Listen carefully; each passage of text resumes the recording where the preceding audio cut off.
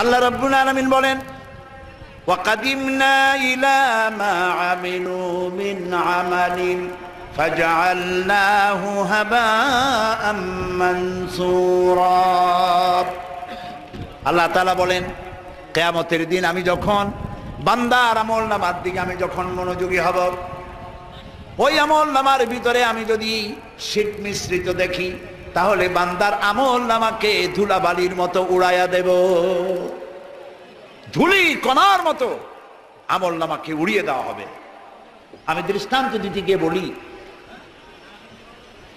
10 কোটি 5 কোটি টাকা বা 100 কোটি টাকা খরচ করে বিশাল একটা বিল্ডিং তৈরি করেছেন। এই বিল্ডিংটা ধ্বংস করার জন্য একটা টাইম বোম যথেষ্ট, ঠিক কিনা?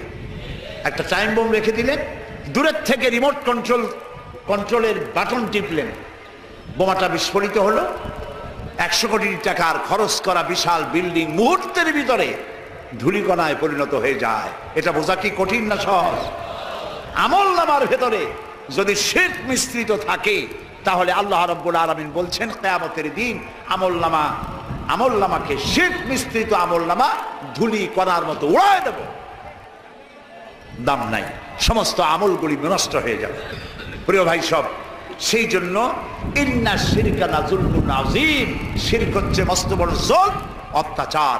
এই জুলম থেকে আল্লাহ তাআলা আমাদেরকে হেফাজত করুন, আমরা যেন শিরক মুক্ত জীবন যাপন করতে পারি। আল্লাহ যেন তৌফিক আমাদের দেন। আমরা বলি আমিন, সবাই বলেন আমিন। শিরক হচ্ছে অংশীদারিত্ব, বলা যায়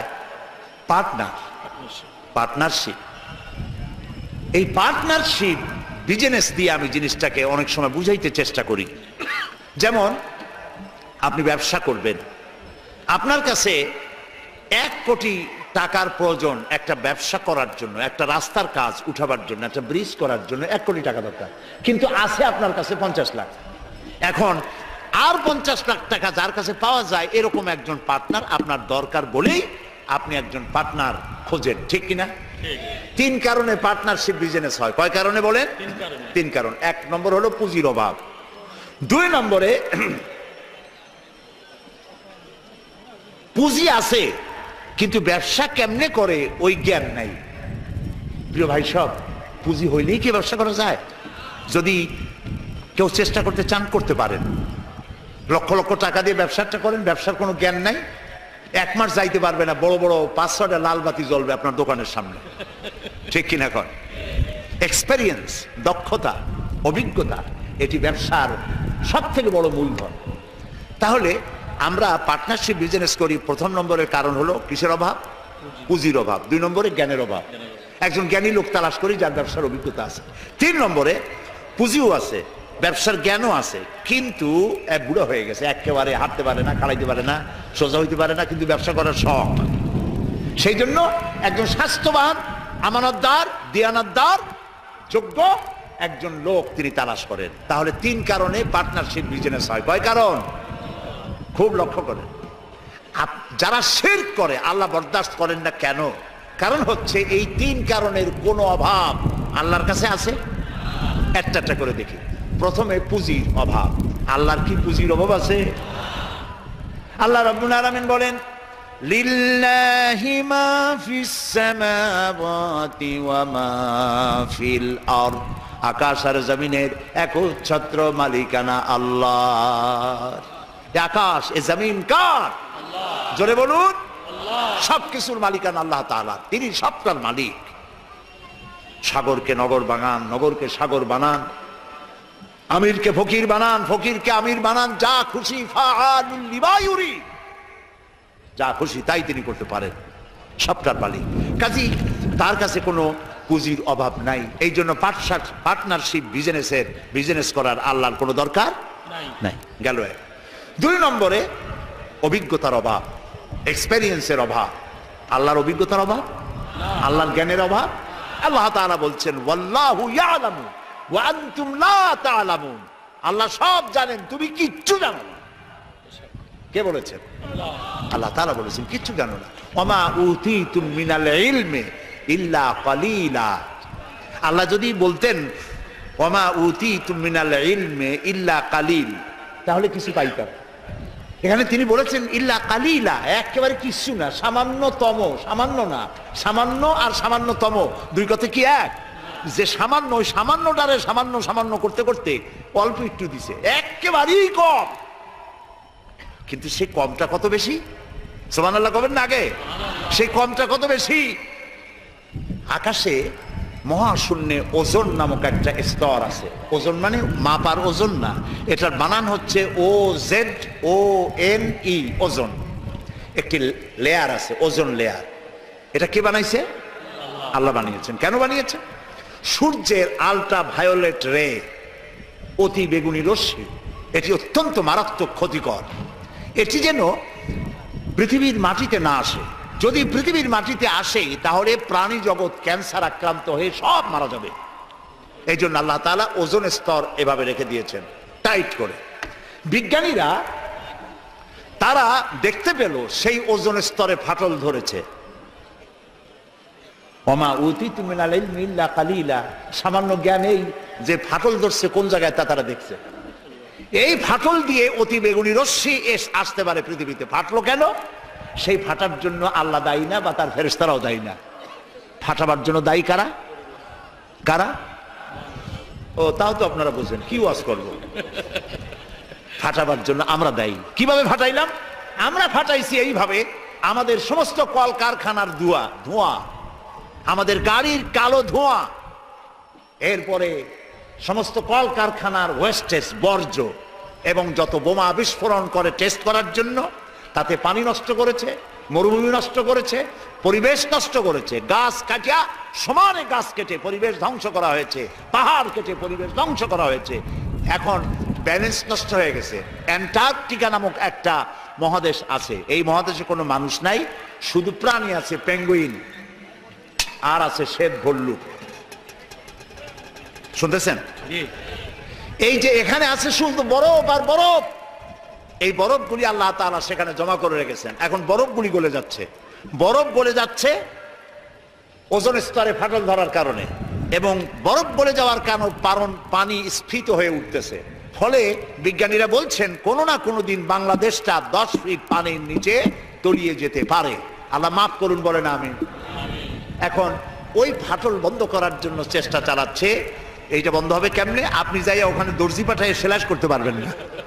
ওইটা বন্ধ করার জন্য পরিবেশকে আল্লাহ যেভাবে বানাইছেন ওইভাবে রাখবার জন্য আপনাকে চেষ্টা করতে হবে। পরিবেশটা আমরা ধ্বংস করেছি ব্যাঙগুলা খাইয়া। এই যে ব্যাঙ সব সালাম দিয়ে দিল। এই ব্যাঙ কত বড় উপকারী ছিল, এখন মানুষ বুঝতে পারে ব্যাঙ কম হওয়ার কারণে ফসল ক্ষতি করে যে পতঙ্গগুলি, এই ক্ষতিকর পতঙ্গগুলি খায় ব্যাঙে। সেই ব্যাঙগুলা সব পয়সার জন্য কামাই করার জন্য, পয়সা কামাই করার জন্য সব সালাম দিয়ে দিচ্ছেন, ব্যাঙ কমে গেছে, পতঙ্গ বাড়ছে, ফসল কমতেছে। আল্লাহ তাআলার সৃষ্টি। ওয়ামা খালাকনাস সামাওয়াতি ওয়াল আরদা ওয়ামা বাইনাহুমা লাইবিন। আল্লাহ তাআলা বলছেন আকাশ আর জমিনে খেল তামাশার বিষয়বস্তু করে কিছু তৈরি করি নাই, সব মানুষের কল্যাণের জন্য তৈরি করেছি। ওয়ামা উতিতু মিনাল ইলমি ইল্লা কালিলা, সামান্যতম জ্ঞান দিয়েছি। দেখেন সামান্যতম জ্ঞান। আমেরিকার হিউস্টন ইউনিভার্সিটিতে আমার দাওয়াত ছিল। ওইখানে হচ্ছে নাসার গবেষণাগার। এখানে মহাশূন্যে যে সমস্ত রকেটগুলি গেছে সেই রকেটগুলি ওখান থেকে ছাড়া হয়েছে।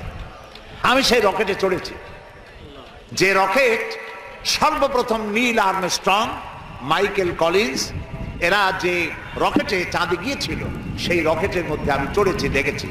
5 ঘন্টা, অনেক সময় লাগে দেখতে, কিন্তু আমি 5 ঘন্টা ছিল সময় হাতে, এই সময় নিয়ে দেখেছি। ওই যে মহাশূন্যে চলে গেল তারা, এই যাওয়ার জন্য রকেট যখন যায় তখন এই ধরনের জামা কাপড় পরে যেতে পারে না, কারণ মাধ্যাকর্ষণ শক্তি পার হয়ে যাওয়ার পর ওখানে আবার মাধ্যাকর্ষণ আছে। প্রত্যেকটি সৌরজগতের প্রত্যেকটি গ্রহ উপগ্রহের আলাদা আলাদা ল অফ গ্রাভিটেশন আছে। সুবহানাল্লাহ। একটা আরেকটাকে টেনে ধরছে। আল্লাহু আকবার বলেন। সূর্য পৃথিবীকে টেনে ধরেছে, পৃথিবী সূর্যকে টেনে, একটার সাথে আরেকটা এইভাবে টেনে ধরা আছে। আল্লাহ তাআলা এই ব্যবস্থা করে রেখেছেন। সুবহানাল্লাহ। এই ব্যবস্থাপনা যেদিন শেষ হবে সেদিন কিয়ামত হয়ে যাবে। আচ্ছা, এইখানে কাপড় চোপড় তাদের আলাদা, ওখানে অক্সিজেন নাই, সেই জন্য অক্সিজেন পিঠে বেঁধে, সিলিন্ডার বেঁধে নাকের সাথে লাগানো থাকে। দেখছেন না আপনারা ছবি? এরপরে তারা যে খানাগুলো খায় সে খাবারের জন্য এই রকমের প্লেট হবে না, সেটা ম্যাগনেটিক প্লেট হবে। খাবারগুলো এর মধ্যে আটকে থাকে। যদি আটকানো ব্যবস্থা না হয় তাহলে খাবারগুলো ভেতরে গিয়ে ভাত যদি হাতে নেন ভাতগুলো উড়ে যাবে, একটা একটা ধরে ধরে খাওয়া লাগবে। পানিগুলো ছিটকে যায়, সেই জন্য ট্যাপের উপরে ঢাকনা দিয়ে হাত ঢুকবার ব্যবস্থা আছে, তা নাহলে পানিগুলি বৃষ্টির মতো উড়ে যাবে। এই ব্যবস্থা।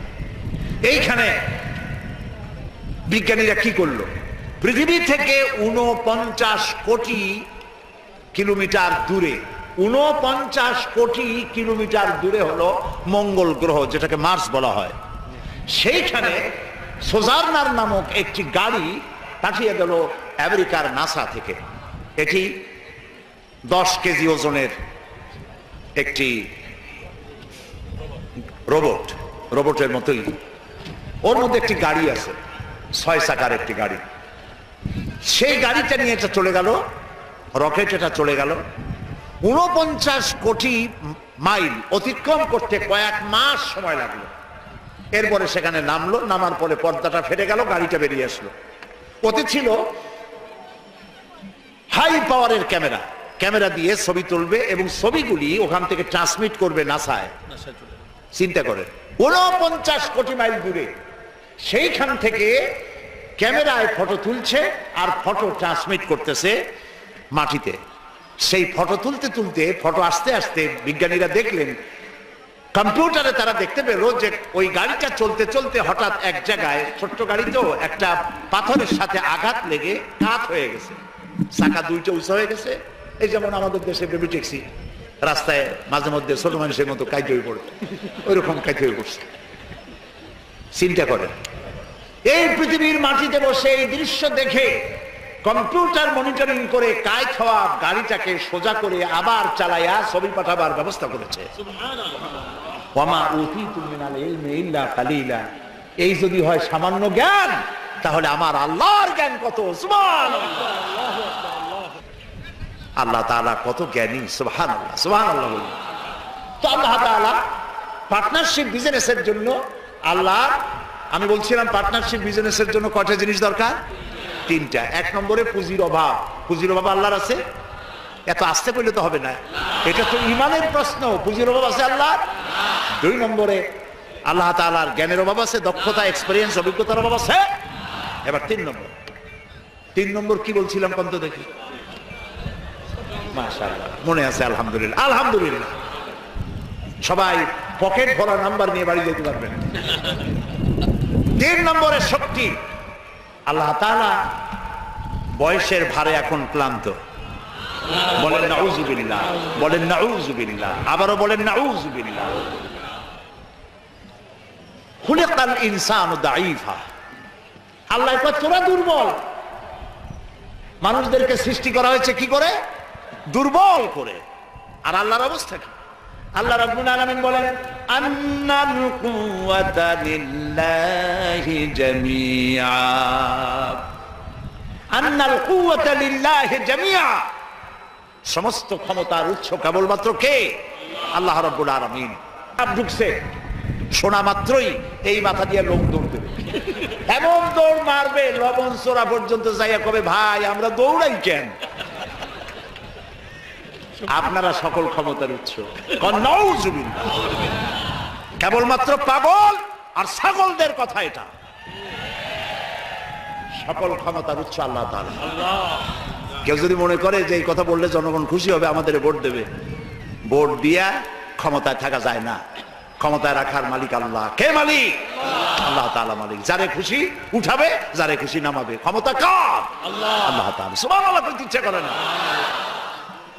তো আন্নাল কুওয়াতা লিল্লাহি জামিআ, সমস্ত ক্ষমতার উৎস কেবলমাত্র আল্লাহ। এক আঙ্গুল আকাশের দিকে উঁচু করে বলেন, ক্ষমতার মালিক আল্লাহ। বলেন আল্লাহ, আল্লাহ, আল্লাহ। আলহামদুলিল্লাহ। হাত নামা। ক্ষমতার একচ্ছত্র মালিক, যা খুশি তাই তিনি করতে পারেন। সুতরাং এই 3টি কারণের কোনো কারণ তার মধ্যে নাই বলে আল্লাহ জুলম এটাকে বলেছেন, এটাকে বলেছেন শিরক। জুলমুন আযীম, অবশ্যই লাজুলমুন আযীম, অবশ্যই মারাত্মক অপরাধ। অপরাধ করা যাবে না, আল্লাহর সাথে কাউকে শরীক স্থাপন করা যাবে না। এখন শরীকটা কি? আল্লাহ তাআলা তিনি এমন সত্তা, তার সত্তা সম্পর্কে জানতে হবে। তিনি কোথায়? আল্লাহ তুমি কই? সকলে কয়, অনেকে বলে যে তিনি সব জায়গায়। বলে না ভাই, আল্লাহ কই? কয় সব জায়গায়। এই কথা কি ঠিক? না, এটা ঠিক না। আল্লাহ সব জায়গায় হইলে তাহলে তো কত খারাপ জায়গাও আছে। আছে না দুনিয়ায় খারাপ জায়গা? আমি নাম নিলাম না, তাহলে তো আল্লাহ সেসব জায়গায় থাকতে হয়। নাউজুবিল্লাহ বলে। আল্লাহ কোথায়? তা আল্লাহরই জিজ্ঞেস করা দরকার যে আল্লাহ তুমি কই? আল্লাহ তাআলা আমরা প্রশ্ন করার আগে সোয়ালে মুকাদ্দারের জবাব দিয়েই ফেলেছেন। আল্লাহ রাব্বুল আলামিন বলেছেন, আর রাহমানু আলাল আরশি ইস্তাওয়া। আল্লাহ তাআলা আছেন আরশে আজিমে। কোথায় আছে বলেন? আরশে আজিম। আরশে আজিমে আছে। লা তাখুযুহু সিনাতু ওয়ালা নাওম। ঘুমও নাই, তন্দ্রাও নাই। আল্লাহ কয় 6 দিনে আকাশ আর জমিন বানাইছি, আমি ক্লান্ত হই নাই। সুবহানাল্লাহ। তার ক্লান্তি নাই, তার তন্দ্রা নাই। মুসা আলাইহিস সালাম বলেছেন, আল্লাহ তুমি নাকি ঘুমাও না। আল্লাহ কয় বিশ্বাস করো না? কয় আল্লাহ বিশ্বাস করি, তো বুঝি না। না ঘুমায় পারে কেমনে? বুঝি না। ইব্রাহিম আলাইহিস সালাম এরকম বলেছিলেন, রব্বি আরিনি কাইফা তুহিয়াল মাউতা। আল্লাহ তাআলা মরারে জিন্দা বানাও কেমনে? আল্লাহ কয় আওয়ালাম তুমিন, বিশ্বাস করো না? কয় বিশ্বাস করি। বিশ্বাস না করি পারা যায়? আমি নবী মানুষ, বিশ্বাস করি। তবে কিনা কানে শোনা কথা আর চোখে দেখা একটু তো ব্যতিক্রম হয়। যদি তুমি আমারে দেখাও, ওয়ালাকিন লিয়াতমাইন্না কালবি, তাহলে আমার কলিজাটা ঠান্ডা হয়ে যায়। আল্লাহ কয় যখন তুমি বিশ্বাস করো তখন বুঝাইতে আর কোনো অসুবিধা নেই। আল্লাহ বুঝাইছে না? কেমনে বুঝাইছে সেটা আলাদা ওয়াজ, সেটা এখানে করবো না। মুসা আলাইহিস সালাম বললেন, আল্লাহ তাআলা তুমি নাকি ঘুমাও না। আল্লাহ কয় যে সত্যিই তো তাই, ঘুমাই না। তুই বিশ্বাস করো না? কই করি, বুঝি না। আল্লাহ কয় বিশ্বাস যখন করছো বুঝাই দেই। 1 গ্লাস পানি আনো। 1 গ্লাস পানি আনা হলো। দাঁড়ায় থাকো। আল্লাহ মুসারে করলেন পানি নিয়ে দাঁড়াও, আর ঘুমের করলেন মুসারে ধর। মুসা আলাইহিস সালাম ঘুমে ধরল, হাত শিথিল হয়ে 1 গ্লাস পড়ে ভেঙে গেল। মুসা আলাইহিস সালাম ভয় পেয়ে গেলেন। আল্লাহ রাব্বুল আলামিন বলেন, মুসারে ভয় পাওয়ার কারণ নাই, আমি একটি বোঝার জন্য, দৃষ্টান্তের জন্য এই কাজটি করেছি। ভয় পাওয়ার কারণ নাই। একটা গ্লাস হাতে নিয়ে 1 মুহূর্তে রাখতে পারো নাই। ঘুমের আমেজে গ্লাস ভেঙে চুরমার হয়ে গেছে। তোমার রব যদি ঘুমায় যায় তাহলে আকাশ আর জমিনের ট্রাফিক সিস্টেম অচল হয়ে যায়। সব কিছু তোমার আল্লাহ হাতের মুঠায়। আমি আল্লাহ ঘুমাই না। তাছাড়া মাখলুকদের যা হয় খালেকের তা হয় না। খালেক এর থেকে মুবাররা, পবিত্র।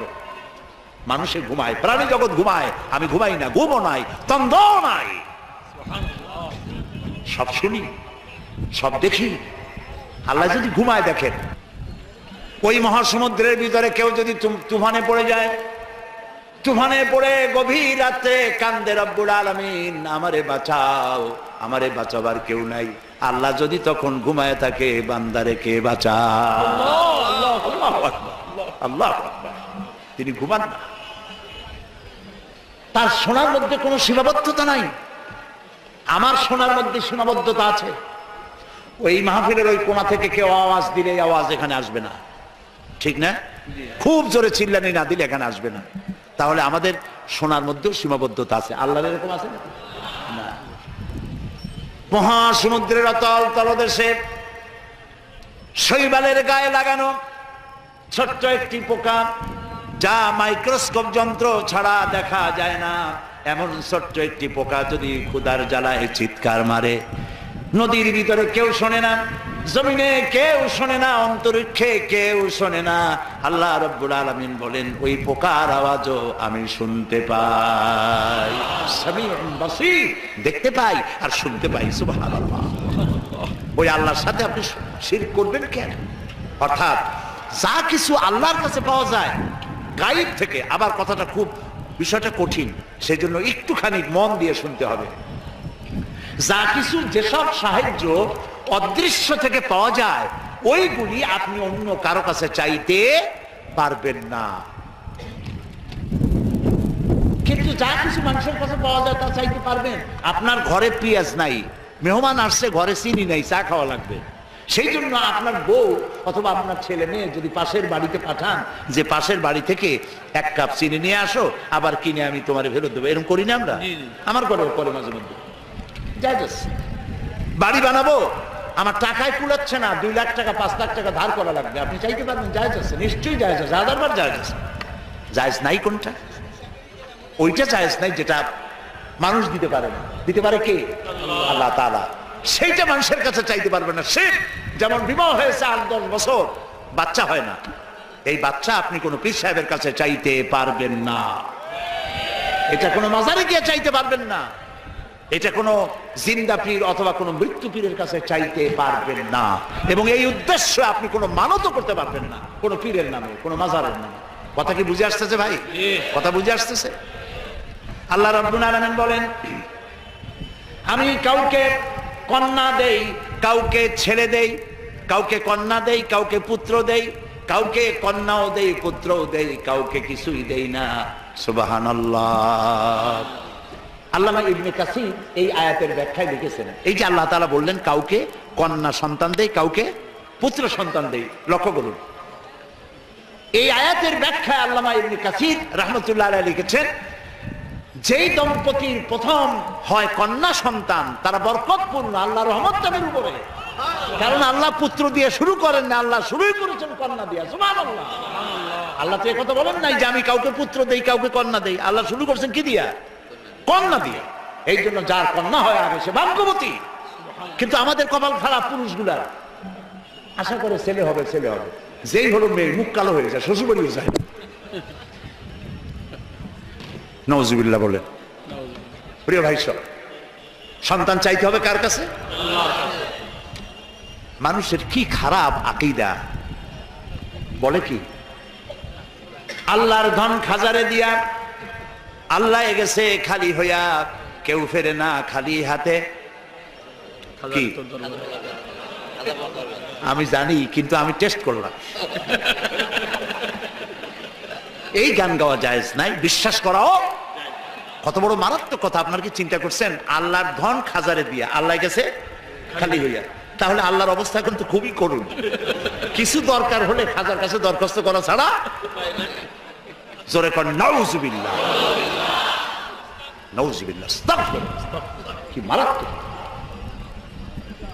আপনি যাচ্ছেন পীরের কাছে খাজার কাছে বাচ্চা চাইতে, পীরেরা খাজারা বড় না নবীরা বড়? তাও তো আসতে কইলেন, আসতে বলছেন এই কারণে বইপত্রে প্রায় লাগে পীর পয়গাম্বর, মনে হয় পীর আগে পয়গাম্বর পরে। এটি একটি ভুল কথা।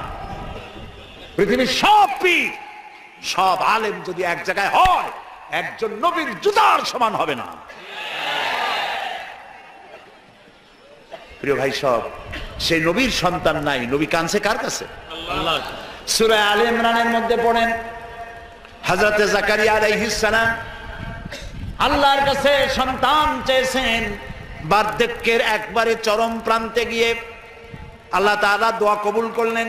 হযরতে জিবরাইল নাজিল হয়ে গেলেন আর বললেন, আল্লাহ আপনাকে সুসংবাদ দান করেছেন, আল্লাহ আপনাকে একটি সন্তান দিবেন, পুত্র সন্তান। হওয়ার সাথে সাথে নাম রাখবেন ইয়াহইয়া। সন্তান হবে, পুত্র সন্তান, নাম রেখে দিয়েছেন কে? আল্লাহ। হযরতে জাকারিয়া আলাইহিস সালাম চিন্তা করলেন, বলেই ফেললেন যে জিবরাইল, আল্লাহ তো বললেন আমার ছেলে হবে, কিন্তু হবে কেমনে তা তো বুঝি না, আমি তো বুড়া মানুষ, খাড়াইতেও পারি না। বউ বুড়ি, আকিম, বন্ধা, বাজা, তার বাচ্চা হবে কেমনে? সে বুড়ি আমি বুড়া, কেমনে হবে? হযরত জিবরাইল তো কথা কবে না, কে না বললে? আল্লাহ তাআলা জবাব বললেন, একটা আয়াত বলে নেন, একটি শব্দ বলেছেন আল্লাহ তাআলা, কাযালিক, আমি যেভাবে চাই সেইভাবেই হবে। সুবহানাল্লাহ। আল্লাহ চাইলে কি না হয়? এই বুড়া বয়সে আল্লাহ ছেলে দিলেন কে? জাকারিয়া আলাইহিস সালামকে। কে দিয়েছেন? চিল্লায় বলে আল্লাহ তাআলা তাকে সন্তান দিয়ে দিয়েছেন। আল্লাহ কিছু, আল্লাহ একটা মানুষ বানাবেন, খালি কতটুকু মাটি হইল হইল, মা বাবু লাগবে না, মাও লাগবে না, পারছেন না বানাইতে? কারে বানাইছেন? এরপরে বাপেরও দরকার নাই, খালি একটা মেয়ে লোক হলেই হলো, পারছেন না বানাইতে? কারে বানাইছেন? ঈসা আলাইহিস সালাম। ইন্নাল্লাহা আলা কুল্লি শাইইন কাদির। সমস্ত জিনিসের উপরে ক্ষমতা রাখেন কে? আল্লাহ। আল্লাহ আল্লাহ। আমার মা বোনেরা যারা এসেছেন, আমার ভাইয়েরা যারা এসেছেন, ওয়াদা করুন মানুষের কাছে, কোন পীর সাহেবের কাছে, কোন হুজুরের কাছে এই মনের বাসনা রাখবেন না যে উনি আপনার আশা পূরণ করতে পারবেন। এই বাসনা রাখবেন না। পারবেন? এই মন এরকম তৈরি করতে পারবেন? আল্লাহ যেন তৌফিক দেন, বলেন আমিন। মাজারে টাকা দিচ্ছে লোকেরা, আহারে মানত করে আল্লাহ ছেলে যদি হয় খানজান আলী পীর সাহেবের কুমিরের ভাত খাওয়াই আসবে না, কি খাওয়াইবে? মুরগি খাওয়াই আসবে, আহারে। আচ্ছা আপনারা বলেন কুমিরের মর্যাদা বেশি না মানুষের মর্যাদা বেশি?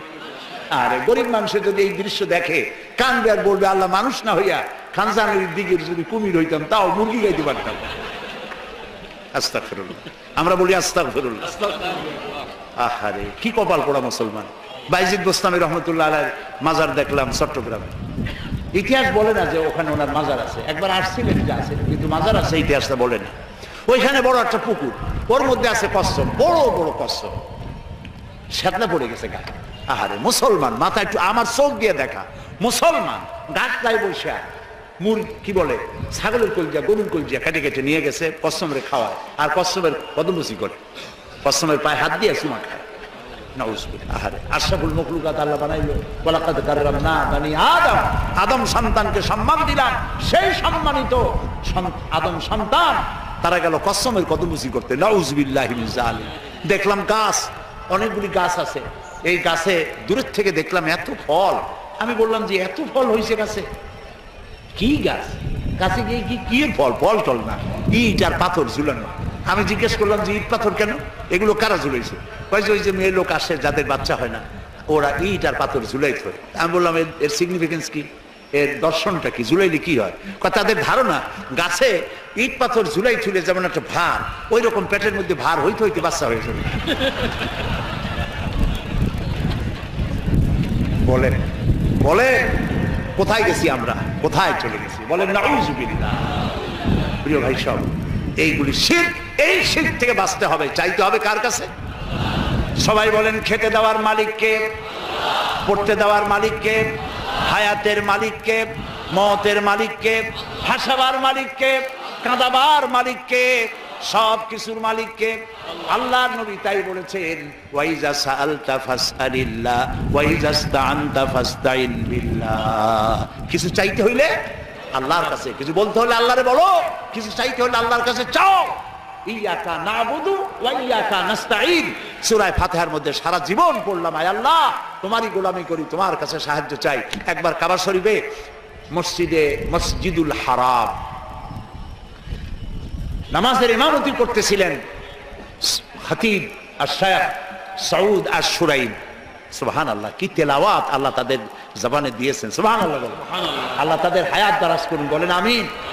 আমি খুলনার যারা ধনাঢ্য ব্যক্তি তাদেরকে বলি, হস্ত জীবনে করবেনি একবার, পয়সা যদি থাকে তাহলে ব্যাংকক, সিঙ্গাপুর, হংকং, হাবিজাবাই জায়গায় দৌড়াদৌড়ি না করিয়া রমজান মোবারকে উমরা করেছেন।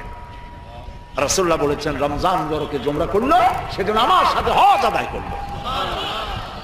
যাই দেখেন কি মজা। আহারে নামাজ পড়তেছে, কয়েক বছর আগের কথা, ইমাম সূরা ফাতিহা পড়তেছেন, ইয়াকা নাবুদু ওয়া ইয়াকা নাস্তাইন পর্যন্ত গিয়ে আটকে গেছে। বারবার পড়তেছে ইয়াকা নাবুদু ওয়া ইয়াকা নাস্তাইন। কান্না রোল পড়ে গেছে গোটা হারামে। আমার জীবনে সূরা ফাতিহার এই জায়গায় এসে এত কান্দাকাটি জীবনে আমিও করিনি। গোটা হারাম জুড়ে কান্নার রোল পড়েছে। কাবা শরীফ সামনে, আল্লাহ সাক্ষী করে পড়তেছি ইয়াকা নাবুদু, আল্লাহ তোমার গোলামি করি, তোমার কাছেই সাহায্য চাই। সুবহানাল্লাহ ওয়া বিহামদি। এই গোলামিটা যদি ঠিক মতো হইতো আর সাহায্যটা যদি চাওয়া আল্লাহর কাছে ঠিক মতো হইতো, বুশের বাচ্চা বুশ মুসলমানদেরকে পিটাইতে পারতো না। শারনের বাচ্চা শারন মুসলমানদের গায়ে হাত দিতে পারতো না। কপাল পুড়েছে, আল্লাহরে চিনি নাই, আল্লাহরে চিনি নাই। ওমা কাদারুল্লাহ হাক্কা কাদরিহি। আল্লাহর যা মর্যাদা, আল্লাহর যা মান সম্মান ইজ্জত, সেই পরিমাণে আল্লাহর হক এবং সম্মান অনুযায়ী ইবাদত করতে পারি নাই। কোরআনের ওই মর্যাদা দিতে পারে না যেই মর্যাদা কোরআনের দেওয়া উচিত। তাবিজ লিখে লিখে কোরআনের প্রতি সেই শ্রদ্ধা আমরা নষ্ট করে দিয়েছি। তাই এক শ্রেণীর লোকেরা বলে কোরআন হলো পুরাণ, 1400 বছর আগের কোরআন মানুষের উপকার, অর্থনীতি, সমাজনীতি দিবে কি? কারণ আপনি তো অর্থনীতি সমাজনীতি পড়েন নাই, খালি তাবিজই তালাশ করছেন। কোন জায়গায় তাবিজ পাওয়া যায়? কি সব তাবিজ লেখে, লাল কালি ধান্দা কেমনে লাগায় দেখেন, টিউবওয়েলের পানি, কলের পানি, ড্রেনের পানি, সালার পানি, বেড়ের পানি, খালের পানি, 7 জায়গার পানি, জাফরানের কালি, এগুলো আনিয়া তারপরে দাগ দেয়। কতগুলো লাল লাল দাগ দিয়া 1233, 1793, 612, 1117 সব হাবি যাবে। এরপরে ফেরেশতাদের নাম রাখে, তারপরে লেখে ইয়া কিতমির, ওই যে এক কুকুরের নাম, জিবরাইল মিকাইল তো আছে, কুকুরের নাম লেখে। তারপরে কাপসা দাইতুস, এরপরে কি ধানের তুষ, এই সমস্ত দিয়ে টিয়া কতগুলি নাম টাম দিয়ে তাবিজ বানায়। নাউজুবিল্লাহ। আবার 40 কি সেহেলকা, সেহেলকা, কাফাকা, কাফাকা, কামাকা, কুকুকু, কুকুর তো খুব জাতীয়, সেহেলকা, কুমকুমিয়া হাবিবি কোথায় পাইছি আল্লাহ জানে, কোনো হাদিসে নেই। সাইফুল হাদিস হযরত মাওলানা মনোয়ার হোসেন মাদানী বসে আছেন, আমি যদি ভুল বলি বলে দিয়ে, আজান কি কোনো হাদিসে রাসূলুল্লাহ তাবিজের অনুমতি দেন নাই।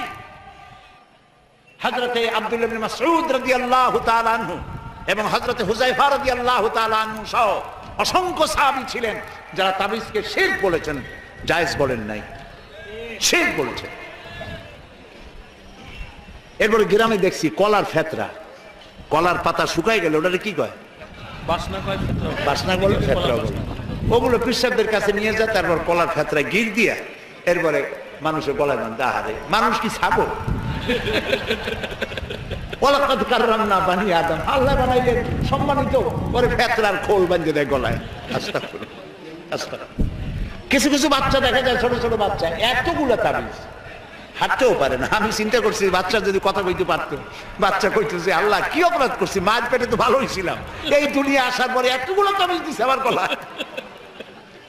এরপরে আজমিরের সুতা, লাল সুতা, কালো সুতা, পিসাবদের কাছে সুতা নিয়ে যায়, ওনারা সুতায় ফু দেয়, ফু দেয় গিরে দেয়, ফু দেয় গিরে দেয়। আহারে, একদম জায়েজ নাই, এগুলো ব্যবসা। প্রিয় ভাই সব, রাসূলুল্লাহ এই কাজ করেন নাই, একজন সাহাবীও তাবিজ লেখেন নাই। ঝাড়ফুঁক জায়েজ আছে, এর অনেক হাদিস আছে, ঝাড়ফুঁক জায়েজ আছে, রাসূলুল্লাহ নিজে করেছেন, ঝাড়ফুঁক করেছেন। আর ঝাড়ফুঁকের জন্য 2টি আলাদা সূরা আল্লাহ তাআলা নাজিল করে দিয়েছেন, মাওয়াজাতাইন, সূরা ফালাক, সূরা নাস। হাদিস শুনুন, রাসূলুল্লাহ বলেছেন সূরা ফালাক, সূরা নাস সকালে 3 বার আর রাতে 3 বার পড়ে হাত দুটো এরকম করে ফু দিয়া, সেই 2টি হাত গোটা শরীরে তেল ডলে যেরকম, ওইরকম করে গোটা শরীরে যে করবে, শয়তানের, দুষ্ট জিন এবং দুষ্ট মানুষের সকল প্রকারের অনিষ্টতা থেকে আল্লাহ তাকে হেফাজত করবেন বলেছেন রাসূল করিম সাল্লাল্লাহু আলাইহি ওয়াসাল্লাম। সুতরাং প্রিয় ভাই সব, তাবিজের কাছে আল্লাহর রাস্তায় যাবেন না, আর শিরক করবেন না। আল্লাহ তাআলা বলেছেন আলাইসাল্লাহু বিকাফিন আবদা, আমি আল্লাহ, আমি আমার বান্দার জন্য যথেষ্ট নই? আপনারা কোন অবশ্যই যথেষ্ট, আপনারা বলেন অবশ্যই যথেষ্ট। সুতরাং এই কাজগুলির মধ্যে যাওয়া যাবে না, চাইতে হবে কার কাছে? আল্লাহর কাছে। নবী করিম সাল্লাল্লাহু আলাইহি ওয়াসাল্লাম হযরতে মুআজ রাদিয়াল্লাহু তাআলা আনহু রাসূলের পেছনে গাধার পিঠে বসা ছিলেন। নবী করিম সাল্লাল্লাহু আলাইহি ওয়াসাল্লাম বললেন ইয়া মুআজ, তিনি বললেন লাব্বাইক ওয়া সাদাইক। রাসূলুল্লাহ আবার বললেন ইয়া মুআজ, 3 বার। কয়বার? 3 বার। হযরত মুআজ বললেন লাব্বাইক ওয়া সাদাইক, হে রাসূল, গোলাম হাজির। রাসূলুল্লাহ জিজ্ঞেস করলেন মুআজ, তুমি কি জানো বান্দার উপর আল্লাহর হক কি আর আল্লাহর উপর বান্দার হক কি? তিনি বললেন আল্লাহু আ'লামু ওয়া রাসূল। সাহাবীদের জবাব এরকমই ছিল, আল্লাহ এবং তার রাসূল ভালো জানেন। আরেকটা হাদিস মনে পড়ে গেল মাঝখানে, এইটা বলার আগে ওইটা বলে দিই। রাসূলুল্লাহর কাছে একজন এসে বলল, শোনেন, রাসূলের কাছে একজন সাহাবী এসে বললেন, হে রাসূল, ওইটাই হয় যেটা আল্লাহ করেন এবং আপনি ইচ্ছা করেন, সেটাই তো হয়। আল্লাহ যেটা ইচ্ছা করেন আর আপনি যেটা ইচ্ছা করেন সেটাই তো হয়। রাসূলুল্লাহ সঙ্গে সঙ্গে ধমক দিলেন, কখনো এই কথা আর বলবে না, সেইটাই হয় যেটা আল্লাহ তাআলা ইচ্ছা করেন, এখানে আমাকে শরীক করো না, আমার ইচ্ছায় কিচ্ছু হয় না, সবাই কার ইচ্ছা হয়? আল্লাহ তাআলা। সাথে সাথে রাসূলুল্লাহ তাকে সতর্ক করে দিলেন। রাসূলুল্লাহ যদি এভাবে সতর্ক করেন, আমাদেরকে সতর্ক হওয়া উচিত। রাসূলুল্লাহ 3 বার ডাকলেন, হযরত মুআজকে জিজ্ঞেস করলেন, তুমি জানো আল্লাহর উপরে বান্দার হক কি, বান্দার উপরে আল্লাহর হক কি? তিনি বললেন আল্লাহ এবং রাসূল ভালো জানেন। আল্লাহর নবী বললেন, মুআজ শোনো, আল্লাহর উপরে বান্দার হক হচ্ছে বান্দা আল্লাহর ইবাদতের মধ্যে কাউকে শরীক স্থাপন করবে না। এটাই হলো আল্লাহর উপরে বান্দার হক। আর বান্দার উপরে আল্লাহর হক হচ্ছে যেই বান্দা আল্লাহর ইবাদতের মধ্যে কাউকে শরীক স্থাপন করবে না, আল্লাহ রাব্বুল আলামিন তার জন্য জাহান্নামের আগুন হারাম করে দিবে। খবরদার শিরকের কাছে যেও না। আমরা কি আল্লাহর সাথে দেখা করতে চাই? বলেন, দেখা করতে চাই? যারা জবাব দেন নাই তারা কিন্তু বিপদে। আমরা কি আল্লাহর সঙ্গে দেখা করতে চাই?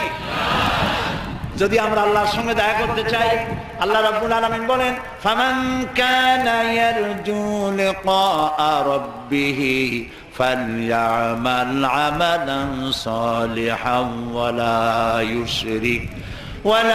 ইউশরিক বিইবাদাতি রাব্বিহি আহাদা। ফামান কানা ইয়ারজু লিকা রাব্বিহি, তোমাদের মধ্যে যে কেউ আল্লাহর সঙ্গে, রবের সঙ্গে যদি কেউ দেখা করতে চায়, দুইটা কাজ করতে হবে। কয়টা কাজ? ফালইআমাল আমালান সালিহা, সেজন্য ভালো কাজ করে, উত্তম কাজ করে। ভালো কাজ, ভালো কাজ কারে কয়? ভালো কাজ করার জন্য দুইটা শর্ত। ভালো কাজ করার জন্য কয়টা শর্ত? আমলে সালেহ, নেক কাজের জন্য দুইটা শর্ত মুখস্থ করুন। এক নম্বর শর্ত হচ্ছে কাজটি হতে হবে আল্লাহকে খুশি করার জন্যে। এত বড় তাফসীরের মাহফিল দেখে লোকেরা বুঝবে খুলনা সমাজ কল্যাণ পরিষদ কি বিরাট কাম করছে, এই নিয়তে নয়, এবং তারা সেই নিয়তে করেও নাই। আলহামদুলিল্লাহ বলে, এটা করবো এই জন্য, এই জন্য আল্লাহ খুশি হবেন, আল্লাহর কোরআনের প্রচার হবে, আল্লাহ খুশি হবে, সেই জন্য করেছে। তাহলে কাজটা, যে কোনো কাজ আমি করব, ভালো কাজ যেটাই করব, সে কাজটা করব কারে খুশি করার জন্য? আল্লাহকে খুশি। দুই নম্বরে কাজটি হতে হবে সুন্নতে নববী সাল্লাল্লাহু আলাইহি ওয়াসাল্লামের উপরে। দাড়ি রাখবো কারে খুশি করার জন্য? আল্লাহরে খুশি করার জন্য। রাখবো কার মতো? রবীন্দ্রনাথের মতো, কার্ল মার্কসের মতো, ম্যাক্সিম গোর্কির মতো? কার মতো? রাসূলুল্লাহর মতো। বাস, আর দৃষ্টান্ত দিতে চাই না। আশা করি বুঝে আসছে কিনা? তাহলে আল্লাহ তাআলা বলছেন যে যদি তোমরা তোমার রবের সাথে দেখা করতে চাও, কয়টা কাজ করতে হবে? দুইটা। একটা কাজ হলো ভালো কাজ করো, নেক আমল করো। আর দুই নম্বরে হচ্ছে ওয়ালা ইউশরিক বিইবাদাতি রাব্বিহি আহাদা, আল্লাহর ইবাদতের সাথে কাউকে শরীক স্থাপন করো না। তাহলে আল্লাহ তাআলার সঙ্গে দেখা করা কিয়ামতে যাবে। প্রিয় ভাই সব, সুতরাং আমাদের কতগুলি জিনিস বাদ দিতে হবে। এই যে তাবিজ ব্যবহারের বিষয়টি আমাদেরকে ভাবতে হবে। আমরা ঝাড়ফুঁক আল্লাহর ওলিদের কাছ থেকে, বড় বড় আলেমদের কাছ থেকে ঝাড়ফুঁক নিতে পারবো। তাবিজ ব্যবহারের অভ্যাস আমাদের বাদ দিতে হবে। দড়ি, এই সুতা চুতা ইত্যাদি বান্দা, এগুলি বাদ দিতে হবে। এবং গণকের কাছে যাওয়া বাদ দিতে হবে, গণকের কথা বিশ্বাস করা বাদ দিতে হবে। মাজারে গিয়া চাদর দেওয়া, আগরবাতি দেওয়া, মোমবাতি দেওয়া, এগুলি দেওয়া বাদ দিতে হবে। পারবেন আপনারা? এগুলি করতে পারবেন? একটু চিন্তা করেন, আপনি মাজারে আগরবাতি, চাদর ইত্যাদি দেবেন কেন?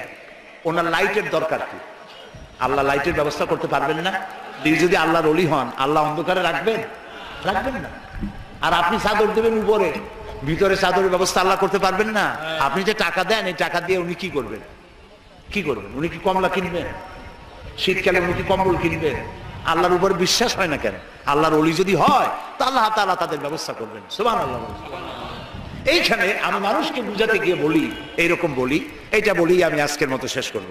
এটা এভাবে বলি যে মাজারে লোকেরা যায় মনের আশা পূরণ করতে, এটাই বেশিরভাগ।